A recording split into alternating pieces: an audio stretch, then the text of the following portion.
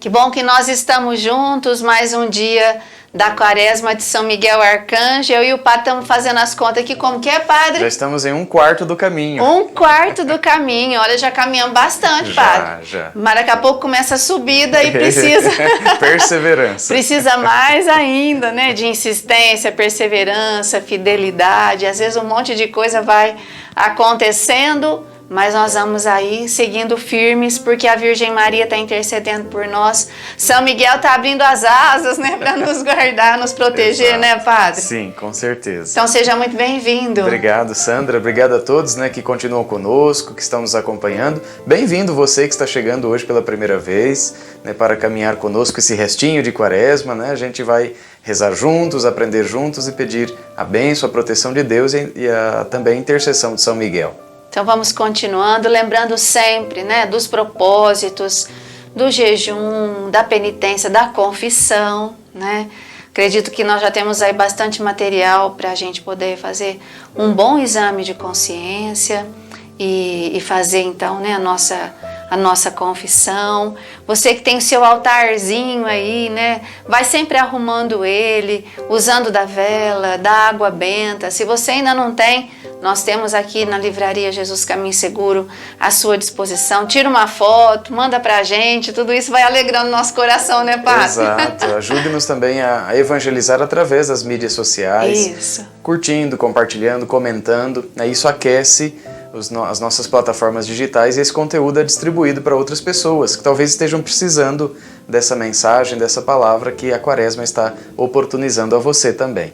Aproveita, se inscreve também, né, no canal do YouTube do Santuário, também no canal do YouTube aqui da comunidade, e assim nós vamos sendo evangelizados e vamos evangelizando.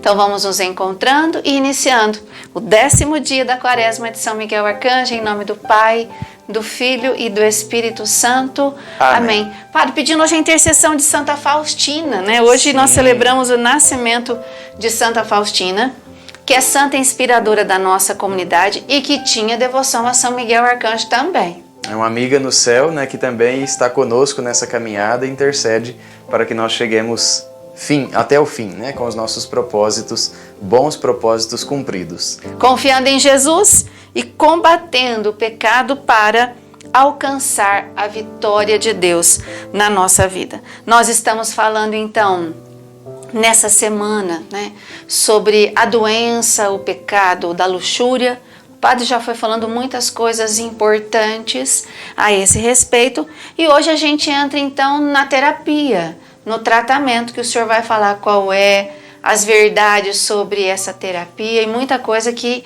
a gente precisa saber. Sim, então a gente está falando, né, sobre a luxúria. A gente lembrou o termo técnico porneia, é uma palavra do grego, que nos faz pensar em fornicação. Na verdade, a raiz dessa palavra que identifica o pecado está ligada à prostituição, né, para vocês entenderem o quão grave é o que o pecado causa em nós, né? Então a própria palavra indica essa sujeira moral, né, podemos dizer assim. Então a fornicação, a porneia, a luxúria estão todas ligadas. Até a própria palavra luxo, que às vezes a gente usa, ela tem a mesma raiz, né? O luxo é um excesso, é algo assim supérfluo, é algo a mais, não necessário. Então o luxo também na sua raiz, né, aqui falando de semântica, de sentido das palavras, também tem a ver com esse pecado que a gente está meditando essa semana. Mas esse é o pecado, né? Nós já vimos nos dias anteriores. Hoje é para a gente falar sobre a terapia. Claro que fica um pouco óbvio, né? Que a terapia para o pecado da luxúria é a castidade. O que a gente precisa saber é o que é castidade. Porque senão a gente fica com um conceito também distorcido da terapia. E para muita gente a castidade pode parecer uma castração, né? Uma simples abstenção sexual. Quando na verdade não é isso, né? Castidade é muito mais que isso e vai muito além disso. A gente pode pegar um exemplo de Santo Agostinho. Ele falava que se você observa uma prostituta e o seu cliente numa relação sexual e um casal unido em matrimônio também na relação sexual, aparentemente eles estão fazendo a mesma coisa, mas espiritualmente é muito diferente a atitude de um e de outro. Então, por isso a gente precisa entender o que é castidade, porque esse casal, unido em santo matrimônio, que vive de maneira sadia a sua sexualidade, é um casal casto, embora não esteja se abstendo de relação sexual. Então, a gente precisa também identificar esse conceito na terapia, porque uma coisa é a continência, né? Quem é o continente? É aquele que se contém, é aquele que se abstém de relações sexuais. Mas nem por isso significa que ele é casto. A castidade, tem um santo, agora o nome eu me esqueci, mas tem um santo que diz que castidade é amor. Então uma pessoa que é continente, mas não sabe amar, ela não é casta. Falta a ela a virtude da pureza. Então por isso, a terapia que a gente indica para o pecado da luxúria, a continência é um começo, mas ela é ainda insuficiente para a cura da luxúria. Então a cura se consegue pela castidade, que é vivida por religiosos consagrados, por nós sacerdotes, né, mas também pelos casais unidos em matrimônio. Todos somos chamados à castidade. Então, entendendo a castidade como amor, como essa atitude espiritual de quem coloca ordem, né, na própria sexualidade, a palavra grega vai indicar muito isso, né? Enkrates. Krates, esse finalzinho da palavra, é o mesmo que a gente encontra em democracia, por exemplo, né? Significa um domínio, um poder. En é o que está dentro. Então, enkatres é o domínio que eu tenho dentro de mim. É um autodomínio. A mesma palavra democracia, né? O poder do povo.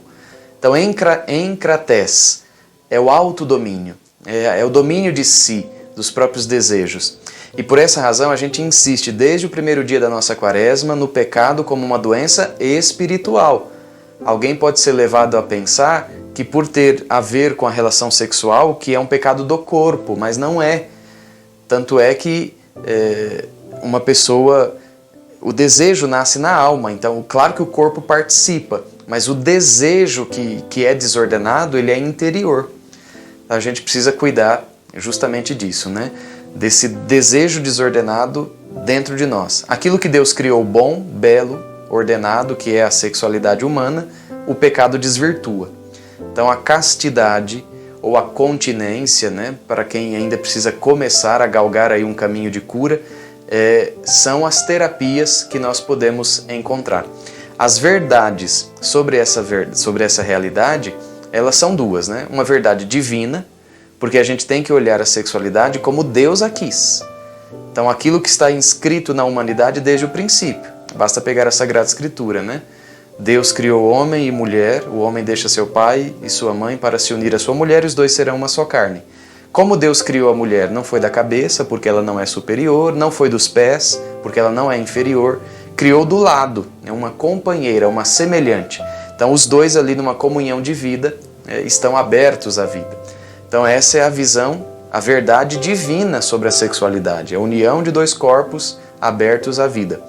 E a verdade humana, né? Como o ser humano tem que aceitar esse olhar de Deus sobre a sexualidade. Então essas duas verdades, né? A Sandra mencionava ali no início, quais são as verdades dessa terapia? A verdade humana e a verdade divina. Tudo que a gente vê de desregrado na sexualidade desvirtua essa verdade sobre a sexualidade, né? A gente percebe assim que, claro, que para vocês, né, que são sacerdotes, religiosos, tudo isso é importante, mas para nós que somos casados também, né? E até para manter, né, a saúde do nosso relacionamento, o respeito em relação ao cônjuge, sim, né? O respeito com a nossa cama, que a gente ouve dizer, né? A cama do casal é um altar, sim, né? Então é um lugar sagrado. Então essa terapia da castidade, porque as pessoas acham estranho, mas como que a casada é casto? Porque relaciona realmente a castidade como uma ausência de ato sexual, sim, né? Então isso a gente percebe, padre, que realmente essa doença está dentro dos nossos relacionamentos, né? Exato.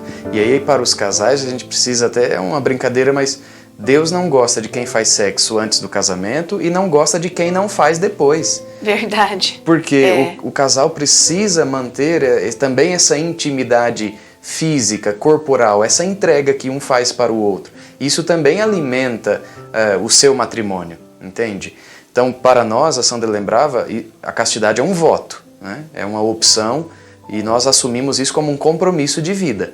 Agora, para os casais, eles devem viver a castidade no seu matrimônio, entregando-se um ao outro. O que é ferir a castidade num casamento? Não é fazer ato sexual, porque isso está inerente ao matrimônio.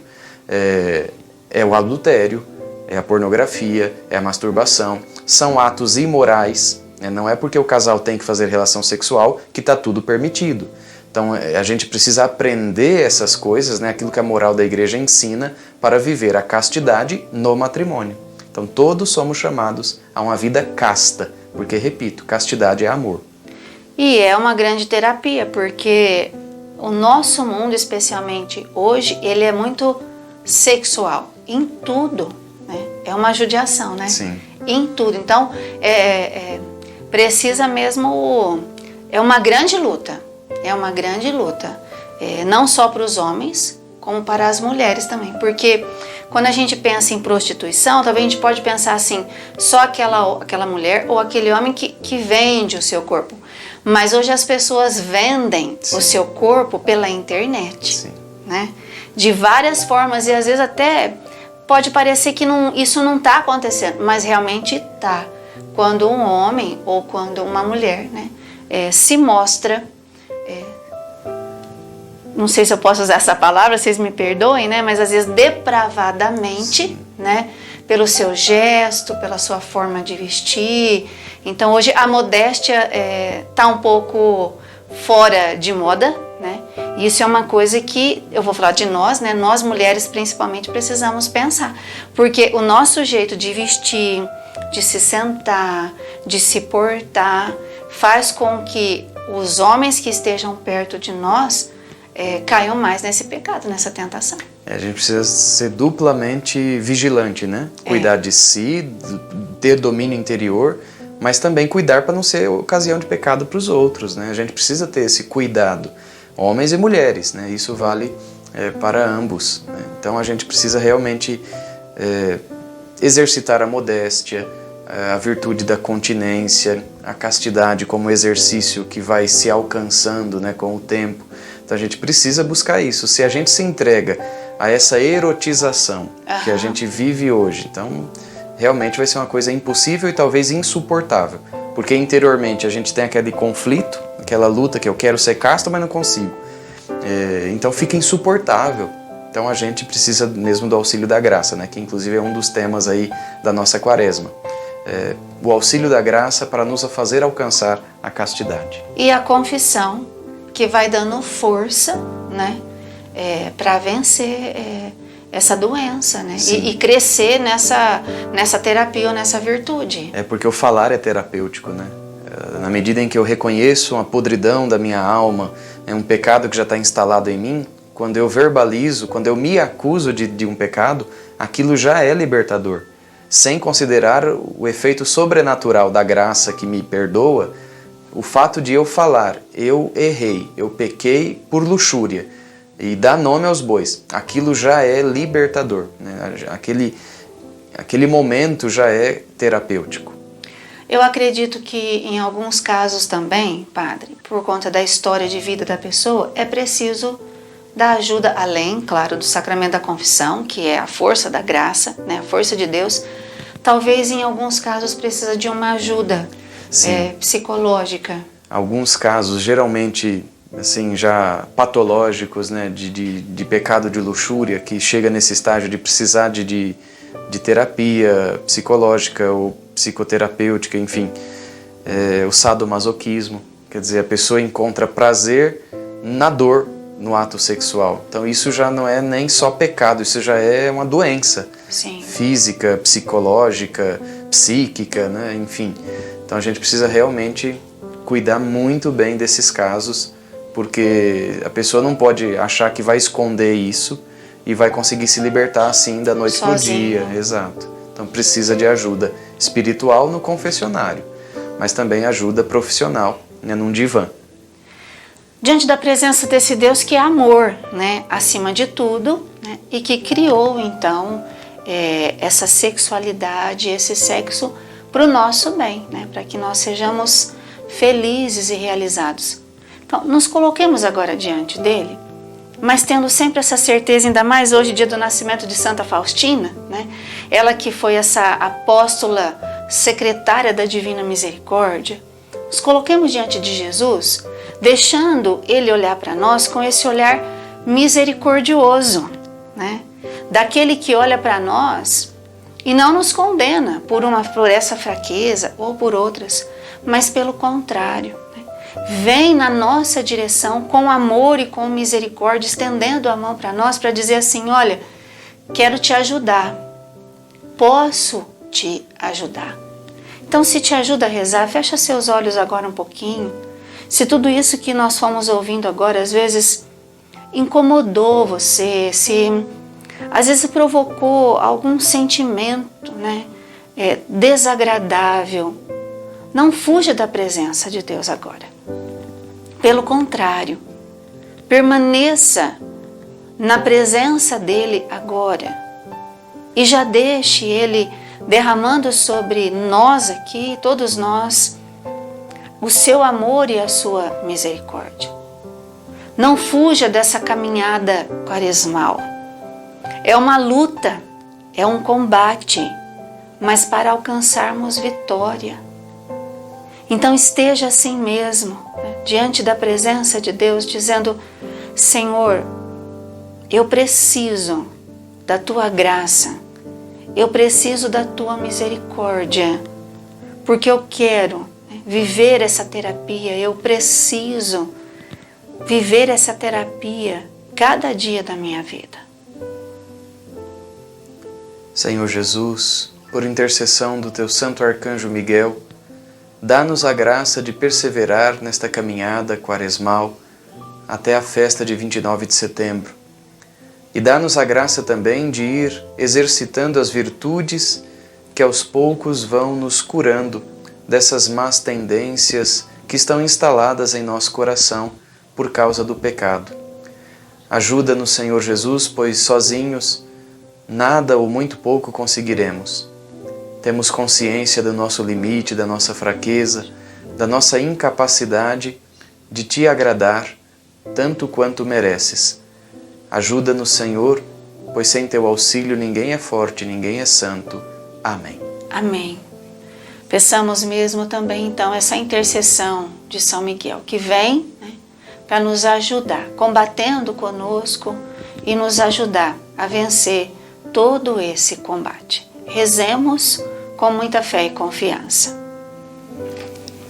São Miguel Arcanjo, defendei-nos no combate, sede o nosso refúgio contra as maldades e as ciladas do demônio. Ordene-lhe Deus, instantemente o pedimos, e vós, príncipe da milícia celeste, pela virtude divina, precipitai ao inferno Satanás e todos os espíritos malignos que andam pelo mundo para perder as almas. Amém. Sacratíssimo coração de Jesus, tende piedade de nós. Sacratíssimo coração de Jesus, tende piedade de nós. Sacratíssimo coração de Jesus, tende piedade de nós. E pedindo a intercessão de São Miguel, rezamos agora a sua ladainha.